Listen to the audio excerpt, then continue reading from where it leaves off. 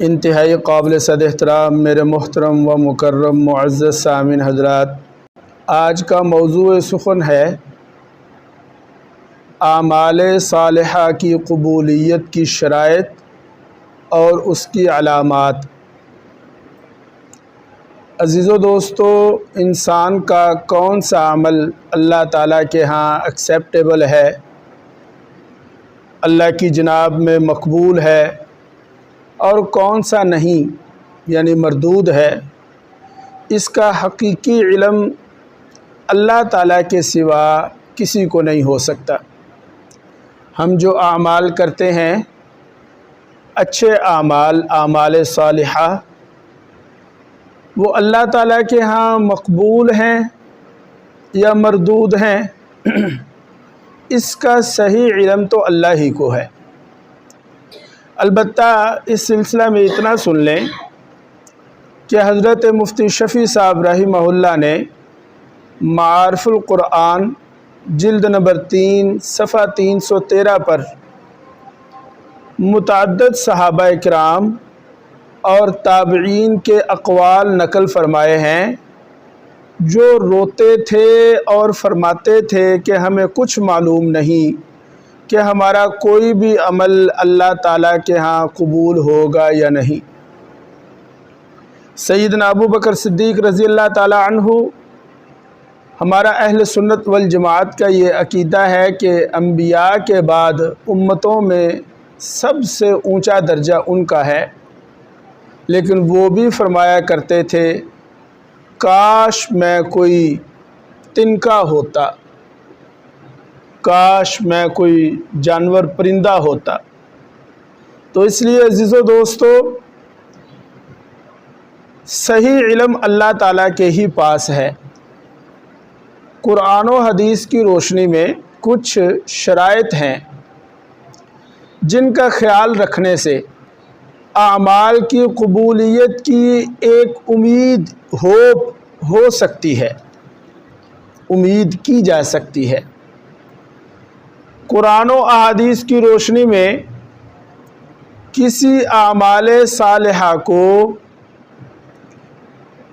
اگر ہم کچھ شرائط کے ساتھ کریں گے تو انشاءاللہ تعالی باری تعالی سے یہ امید کی جا سکتی ہے کہ وہ عمل قبول ہوگا۔ وہ شرائط کیا ہیں وہ بھی میں عرض کروں گا، اور پھر اسی طرح احادیث سے کچھ علامات ایسی ملتی ہیں کہ وہ علامات اگر موجود ہیں، پائی جا رہی ہیں، تو معلوم ہو سکتا ہے کہ یہ عمل مقبول ہے، اللہ تعالیٰ کے ہاں یہ عمل قبول ہو چکا۔ چنانچہ پہلے میں شرائط عرض کر دیتا ہوں اور پھر اس کی علامات عرض کروں گا۔ علماء نے لکھا کہ 5 شرائط ہیں۔ توجہ فرمائیں، کسی بھی نیک عمل کی قبولیت کے لیے 5 شرائط ہیں۔ 5 شرائط کے ساتھ وہ عمل ہوگا تو انشاءاللہ تعالی قبول ہوگا، اور اگر ان میں سے کوئی ایک بھی شرط مس ہو گئی تو پھر چانس بھی کم ہو جائیں گے قبولیت کے۔ پہلی شرط ہے ایمان۔ نمبر 1، ایمان۔ اعمال صالحہ اللہ کے ہاں قبول ہونے کی پہلی شرط کہ بندہ مومن ہو، اس کا ایمان ہو۔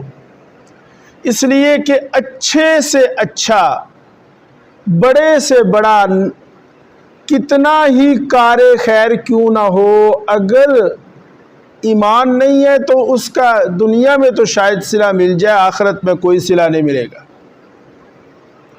ایک سر گنگا رام ہے جس نے ہسپتال بنوا دیا، اسی طرح کتنے ہی کار خیر ہیں، کتنے ہی نیک کام ہیں۔ یہ جو ہمارا لاہور کا گلاب دیوی ہاسپٹل ہے، یہ بھی کسی ایسے غیر مسلم سے ہی منسوب ہے، کسی ہندو نے بنوایا ہوگا۔ لیکن میں نے عرض کیا کہ کار خیر تو بہت بڑا ہے، ایمان ہے تو یہ عمل قبول ہوگا، اگر ایمان نہیں ہے تو بڑے سے بڑا عمل بھی قبول نہیں ہوگا۔ چنانچہ پہلی شرط ہے ایمان، یعنی تصحیح عقیدہ،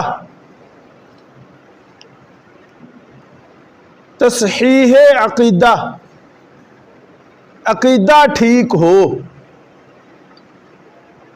اور عقیدے کے ضمن میں عرض کر چکا ہوں کہ عقیدہ کسے کہتے ہیں، اس کی وضاحت میں پہلے کر چکا ہوں۔ لہذا سن لیں کہ ایمان کے بغیر غلط عقیدے کے ساتھ کوئی عمل اللہ تعالیٰ کے ہاں قبول نہیں، ایکسیپٹیبل نہیں۔ دوسری شرط یعنی تصحیح نیت، نیت ٹھیک ہو۔ اگر نیت ٹھیک ہے یعنی خالص اللہ تعالیٰ کی رضا کے لیے ہے اور اس میں اخلاص ہے، اور اس میں اخلاص ہے تو پھر وہ عمل قبول ہوگا۔ چنانچہ اللہ تعالیٰ نے قرآن پاک میں ارشاد فرما دیا، من کان یرید حرث الآخرۃ نزد لہ فی حرثہ ومن کان یرید حرث الدنیا نؤتہ منہا وما لہ فی الآخرۃ من نصیب۔ جو تو آخرت کی کھیتی کا طالب ہے، اللہ تعالیٰ اس کی آخرت کی کھیتی میں اضافہ فرمائے گا، اور جو دنیا کی کھیتی کا طالب ہے تو فرمایا دنیا میں تو اسے مل جائے گی، وما لہ فی الآخرۃ من نصیب، آخرت میں اس کے لیے کوئی حصہ نہیں ہوگا۔ لہذا میں نے عرض کیا کہ دوسری شرط اس کے لیے ہے تصحیح نیت، یعنی جو عمل بھی کیا جائے وہ خالص اللہ تعالیٰ کی رضا ہی کے لیے کیا جائے،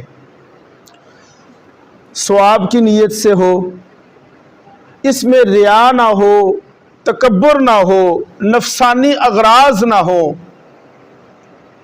نام و نمود نہ ہو، شہرت نہ ہو، مصنوعی عزت نہ ہو، ناک کی حفاظت نہ ہو،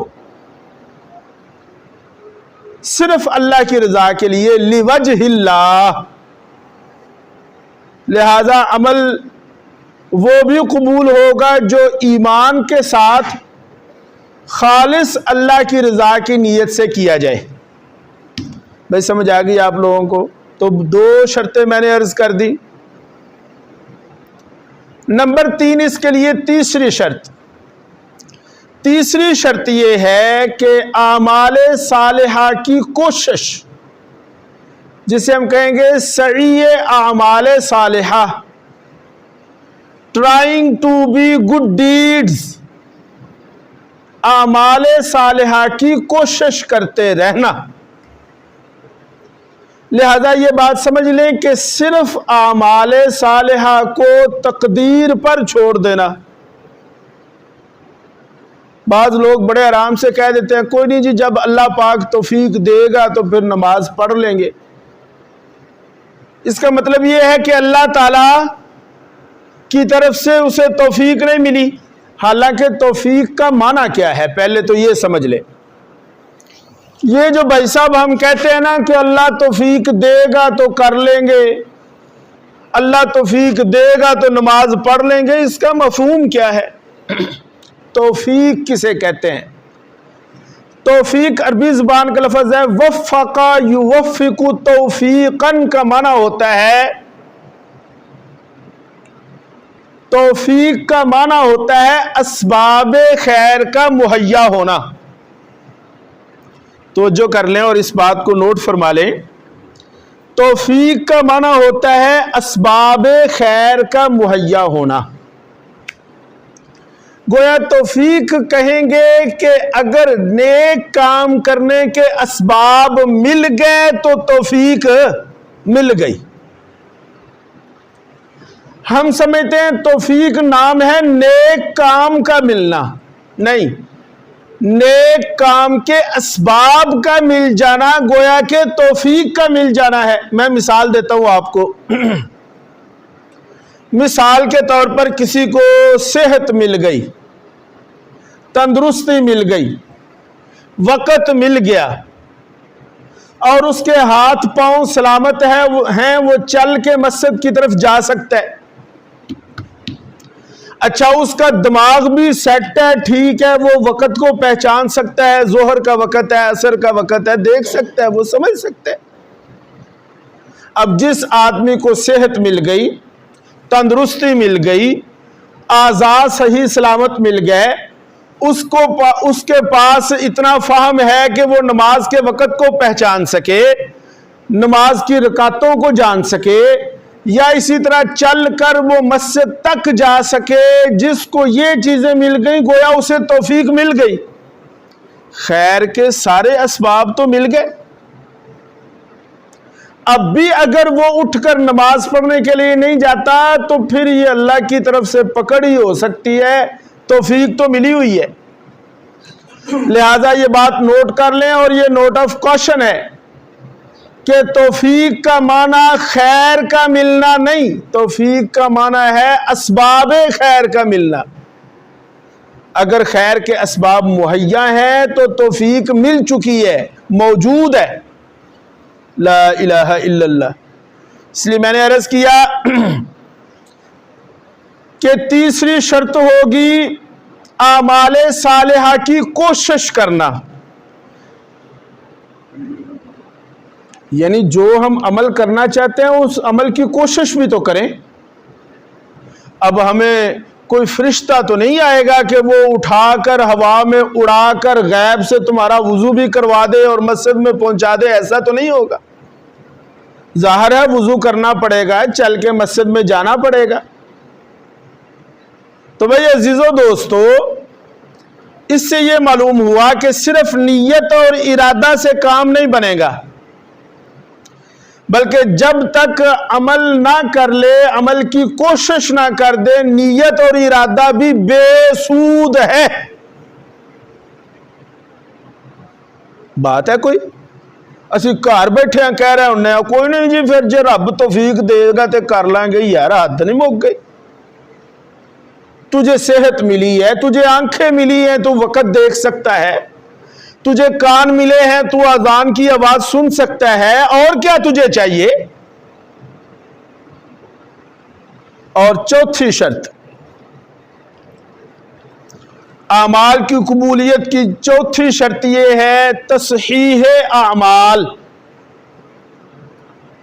یعنی اپنے اعمال کی کریکشن، درست. اور عمل ٹھیک کب ہوگا اس کے لیے سن لیں، عمل کا شریعت اور سنت کے موافق ہونا.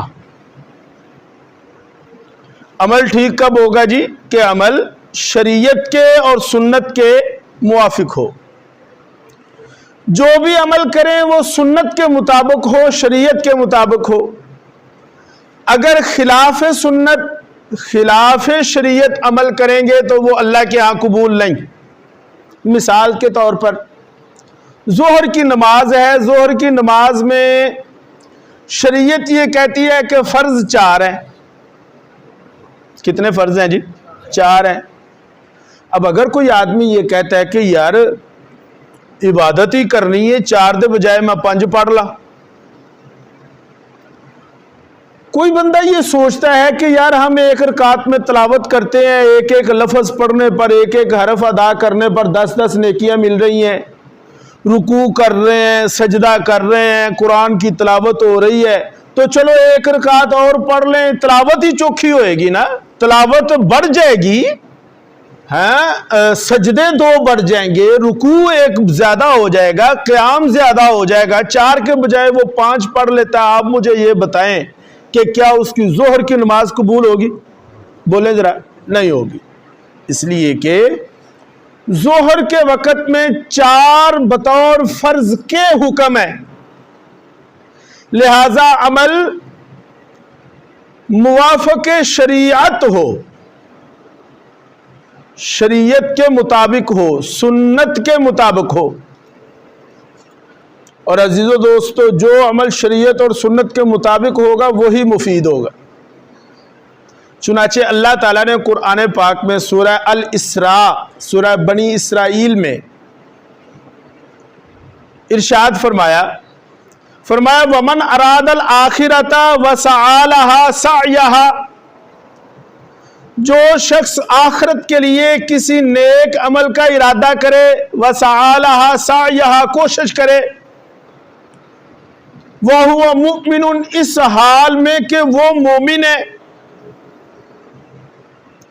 فَأُولَئِكَ كَانَ سَعْيُهُمْ مَشْكُورًا، تو ایسے شخص کا پھر عمل قبول ہوگا۔ وَسَعَى لَهَا سَعْيَهَا کی تفسیر حضرت مفتی شفیع صاحب رحمہ اللہ نے فرمایا کہ وَسَعَى لَهَا سَعْيَهَا کا مطلب یہ ہے کہ اس کی سعی، اس کی کوشش سنت اور شریعت کے مطابق ہو۔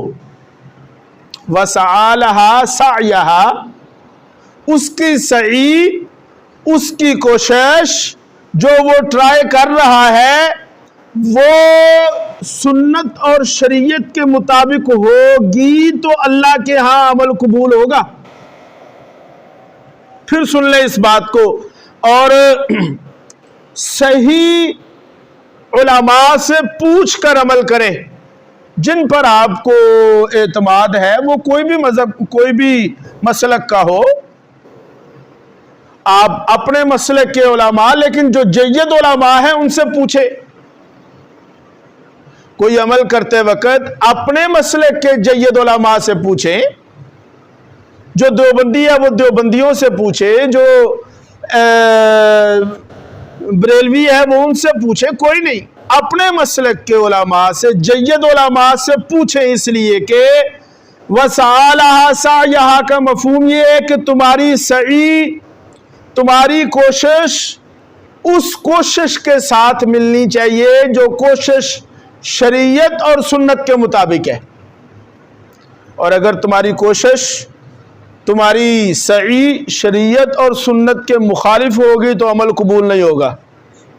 یہ 4 شرطیں ہو گئی، اب 5ویں شرط اور بڑی اہم شرط، عمل قبول ہوں گے، اس کی 5ویں شرط کیا ہے؟ چنانچہ فرمایا کہ عمل کی قبولیت کے لیے 5ویں شرط ہے تقوی، پائٹی، اس لیے کہ اللہ تعالیٰ نے قرآن پاک میں ارشاد فرمایا انما یتقبل اللہ من المتقین،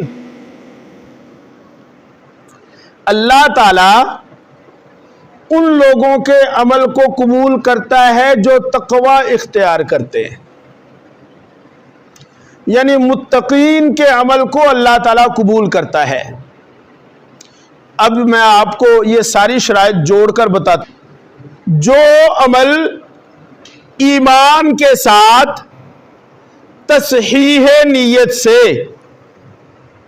کوشش کرتے ہوئے اور عمل کو صحیح ادا کرتے ہوئے تقوی کے ساتھ کیا جائے گا، وہ عمل قبول ہوگا، اس لیے کہ قرآن و احادیث سے قبولیت اعمال کی یہی 5 شرائط ہے۔ اب میں آپ کے سامنے عرض کرتا ہوں کہ کچھ علامات، کیوں جی کہ عمل قبول ہو گیا ہے ہمارا، اس کی کوئی علامت، کوئی نشانی، وہ کیا ہے؟ میں ابتدا میں عرض کر چکا ہوں کہ حقیقت تو یہ ہے کہ کون سا عمل قبول ہے اور کون سا قبول نہیں، اس کا صحیح علم تو اللہ کے پاس ہے، لیکن قرآن و احادیث میں کچھ علامات ضرور بتائی گئی۔ اب اگر علامات پائی جائیں گی تو اس کا مطلب یہ ہے کہ امید کی جا سکتی ہے کہ عمل قبول ہے۔ یعنی اگر کوئی شخص یہ سمجھتا ہے کہ یار میں نے مثلا ابھی نماز پڑھی، پتہ نہیں میری نماز قبول ہوئی ہے یا نہیں ہوئی، یہ میں نے روزہ رکھا، یہ میں نے صدقہ کیا، یہ میں نے کسی غریب کی مدد کی، اب میرا یہ عمل قبول ہوا ہے، پتہ نہیں ہوا ہے یا نہیں ہوا، تو اس کے لیے علامات۔ لہذا उलमा ने लिखा कि 3 बड़ी अलामात ऐसी हैं, अगर पाई जा रही हैं तो समझो तुम्हारा अमल कबूल हो गया भाई साहब। 3 बड़ी अलामात। नंबर 1,